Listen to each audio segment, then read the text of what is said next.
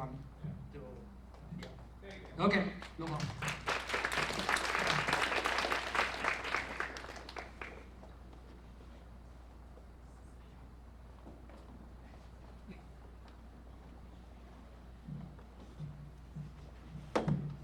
Good afternoon. So sorry being late. Thank you for Don to switch me around. So anyway, 15 minutes. I guess everybody is past the time. So I try to be short on time. But if I have few minutes after finishing, then just forgive me. So all right. So today I want to talk about the hypertension in CKD. So this is Emery. I have nothing to declare for this talk. All right, so I'm going to talk about today's probably divided into this 6 category. So as you can see over here, so I'm not going to detail. So we all know the chronic kidney disease and hypertension go hand in hand. Sometimes hypertension could cause a kidney disease, and you can see a lot of patients other way around. So decline in kidney function typically associated with the rising of the blood pressure, and the sustained elevation in blood pressure has a progression of the kidney functions. So we very much emphasize how we're able to control the blood pressure in the setting of the chronic kidney disease. And so as you can see over here, in one of the chronic renal insufficiency cohort, which consisted with over 3,600 patients with CKD, the prevalence of self-reported hypertension about 86% compared to with almost like 29% in general populations. So what is the epidemiology of CKD and the prevalence of hypertension with CKD? So first of all, we want to define what is CKD. So obviously the kidney damage and the GFR reduction for more than 3 months, we will consider that as CKD. And what is the current prevalence for CKD? About 13.1%. So you're talking about 27 million people.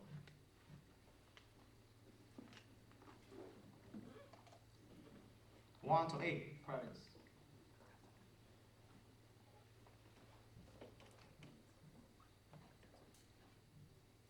All right, so that's actually the prevalence of CKD in different stages. We have 5 stages of kidney disease, as you can see over here. You pretty much see like a primary structure. On stage 1, you will see very little, and obviously a large amount of populations. And then the CKD 5, probably you have only 300,000 people. That was based on the NSAID and almost like 20 years ago. But from the latest one, obviously the prevalence has been increased. So this is the last NSAID and participation from 1999 to 2014. So as you can see over here, the stage from 1 to 3, you have a lot of percentage of the prevalence. So this is the different years you can see over here. But when you reach to stage 4 and stage 5, the prevalence of CKD probably is a little bit less. So what is the risk factor for CKD? You have so-called modifiable and the non-modifiable. You can see over here, modifiable is the diabetes, hypertension, and the history of AKI, and also frequent use of NSAIDs. And non-modifiable is you have family history, you really can change about it, you're getting old. Obviously, there's some minority ethnic backgrounds such as Hispanic and African American populations. So the prevalence of hypertension in CKD, data mainly came from the MDRD study. About 80 of the patients with GN or 30% patients with chronic interstitial nephritis are hypertensive. So you see this is pretty large. Major risk factor for cardiovascular disease, when you have the CKD, you see all the stuff listed here, we pretty much see in the larger patient population, like obesity, diabetes, chronic kidney disease, physical inactivity, and age, obviously, and hyperlipidemia, family history, etc. So the primary cause for the death in a patient with CKD is cardiovascular disease. We have a lot of patients on dialysis did not die from the kidney disease per se, and they usually die from the cardiovascular events. So how to define the blood pressure control by ambulatory monitoring in hypertension? We usually don't need an ambulatory monitor, but in some cases we do need it. So define the blood pressure control. Actually, it can be tough. You know, the guidelines shifting and changing over the years, and particular for the last year spring trial released, and people were talking a lot and draw a lot of attention. So how we're able to define what is the blood pressure, what is the best blood pressure control level or targeting, etc.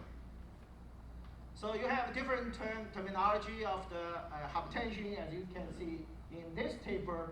You will see resistant hypertension, apparent resistant hypertension, pseudo resistant white coat, and the mask, and the dipping. So you won't see any dipping phenomena unless you have 24-hour blood pressure monitoring and refractory hypertension as well. So they give you different version or test how you define the hypertensions.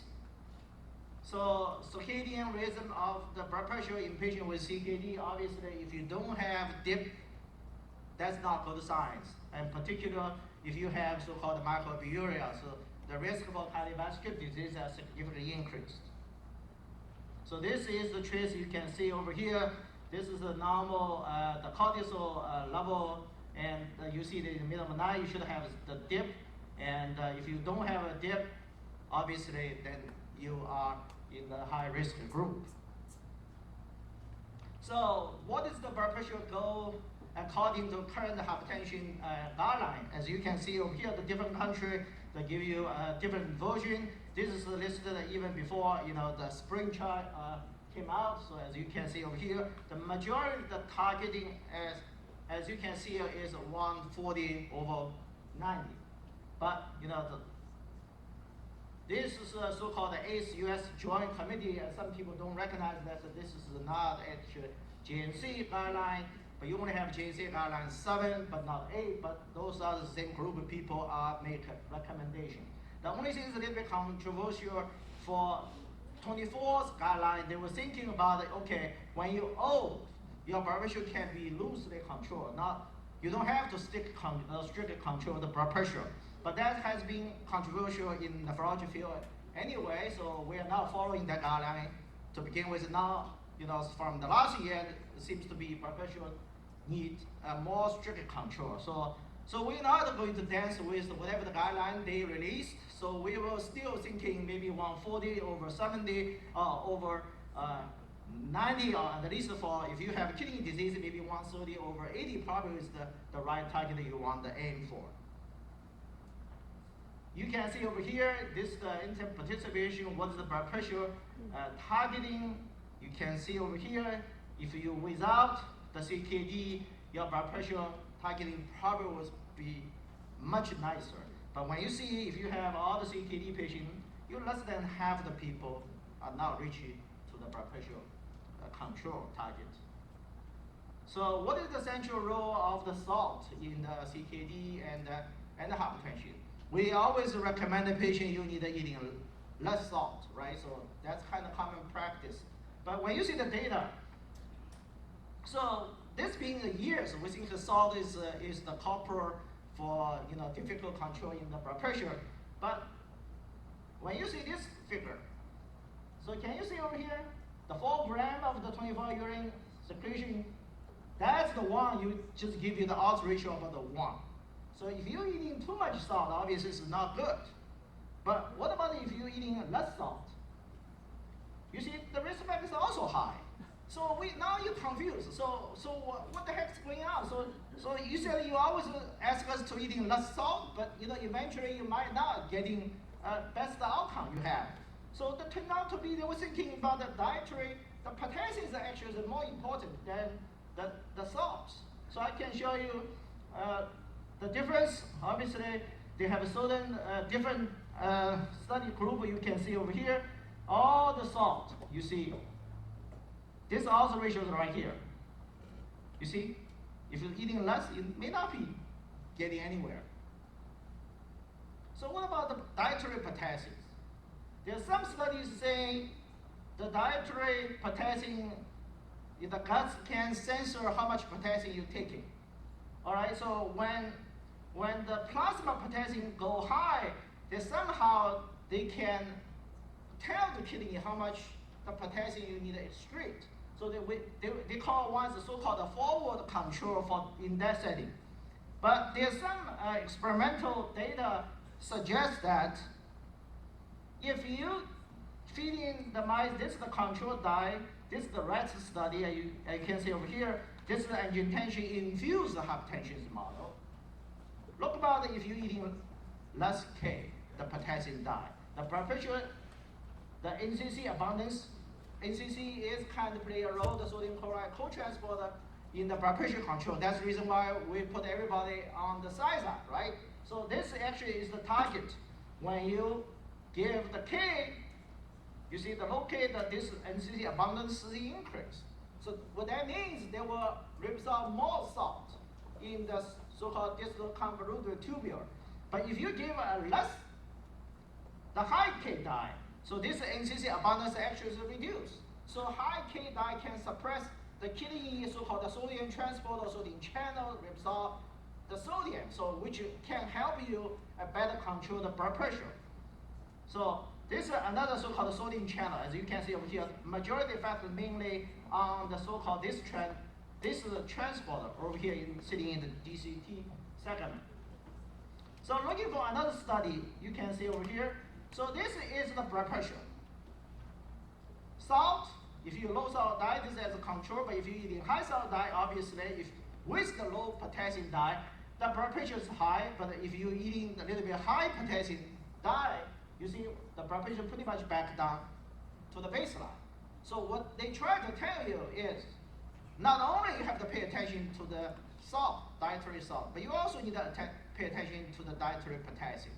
So looking for the Asian, so million years ago, so the people kind of migrate from so-called where usually from the inland, they mainly eating the vegetable, which usually have a lot of potassium in it. So when they migrate to the close areas, now you have more salt and then less K. So that's the reason why we see so many high blood pressure right now. So what is the blood pressure targeting? So I already talking about the guideline, different study from European country to the United States, and also the KDIGO guideline. Everybody kind of agreed upon, if you have SEKD, particularly if you have proteinuria, you need a little bit more strict control of your blood pressure. So this is the blood pressure targeting over here. As you can see, a different trial. You see the better systolic blood pressure control seems to be important, but diastolic control is totally different words. So if you're getting too low, it's not good. 80 millimeter of mercury probably will be the best target that you want to aim for. If you're getting too low, below to 60, your cardiovascular outcome will increase. So it's not like diastolic, just diastolic blood pressure, you want the lower the better. That's not the case. But for systolic, yes. But obviously you get down so low with a cost. One, obviously, you pay a lot of money for the medication because you want to bring down to like a 120 or 125 as a target. But the downside, sometimes the kidney function got worse, particularly as you show in the spring trial. So the blood pressure control, obviously, we still ask them to solve restriction. But we want them to moderate the restriction, not like restrict down to like really like to 1 gram per day or 2 grams per day, as you can see over here. So diuretic still is the basic, the treatment for blood pressure. Particularly, you can switch around. If your nighttime blood pressure is high, you might consider switching one of the agent in taking in the evening. At least try to prevent it, so can flat out so-called non-tipping situation. If you're taking something in the evening, maybe it will cause blood pressure drop. So then kind of mimic to the blood pressure dipping. So that's maybe one of the approaches you want to take. And the mineralocortical antagonist, particular for spironolactone, if you have proteinuria, sometimes you can use that, and that's actually dramatic effect to for the proteinuria. We use that all the time. If you cannot use ACE or ARB, sometimes we use spironolactone to make proteinuria go down dramatically. The, 12.5, 25 milligrams may do the job. Okay, so that's actually is the goal we want. If somebody with proteinuria, that's the target as nephrology we want to achieve in that setting. So this is, ACRB, there's a lot of study done in 90 or only 20,000. So that pretty much, is the kind of backbone for the study. A lot of study has been done in this area. So this is the ACE. I don't need to say it. ACRB are the main backbone for blood pressure treatment, particularly if you have a chronic kidney disease and the proteinuria. So this is a two trial, as you can see over here in the diabetics. So this is ACE ARB should be stopped only when you're in the face of acute kidney injury. In the hospital setting, we will try. If somebody already on ACE or ARB, if they are okay and do not make a crazy high K situation, you're probably still able to keep it, okay? This is the spring chart, as you can see over here, the very strict control. In that setting, you can see all seems to be the outcome favor intensive systolic blood pressure control. But whether you can use this data to generalize to the general population, that's another story. So people have to be careful taking this trial data to apply your own patients. All right, because this is selectively choose the participant. Okay, those are non-diabetics. Those patients are old, like 50 years old, and they usually have so-called higher cardiovascular disease. That's the reason why the trial couldn't give you the positive, results. Otherwise, if you choose everybody, you might get a negative control, and the government spent too much money, $1 million, and you couldn't get anything. All right, so measure blood pressure in CKD, ambulatory monitor can be used in the difficult situation. ACE-ARB is always the backbone for the time being. Bedtime dosage may help you in that scenario, and the CKD are always common, and the blood pressure occur in the general population in the CKD patient, and the ACE-ARB could help you to prevention. And moderate hyperkalemia and moderate rising of creatinine when you're using the ACE or ARB, don't be panicked. Okay, you just need a close monitor them. All right, I think I just maybe 1 minute, 2 minutes past my time, so thank you very much. So what's your recommended sodium intake? And sodium intake for the time being, I was thinking maybe 2 grams to 3 grams. If you're talking about 2 grams, salt is going to be 4 or 5, right? So if somebody come in and tell you, I'm very much sticking with the diet control, if you don't believe them, collect 24-hour urine to send out for 24-hour urine sodium excretion. So you can tell, how much salt they take or eat. Potassium is always a problem for us. So you said is a 5.4 amino equivalent is okay. So that's your tolerate those kind of points, and that means we don't have to worry about either stop medicine or send patient to ER or something like. If 5.2, 5.3. I mean, if you know the reason, if you know this patient well, you probably don't need to be panicked. If you don't know this patient well, you probably run into that situation. You might consider sending them out. So if you're somebody, the potassium level always being like 5, 5.1, now it's just 5.3, and or 5.4, if there's no EKG change, I wouldn't be too worried about it. Okay, so sometimes you might consider add a little bit, loop diuretic, help you out. But the plasma potassium level does matter because those diseases could control the urine, those transport. Not necessarily just, how much you excrete. Yes. So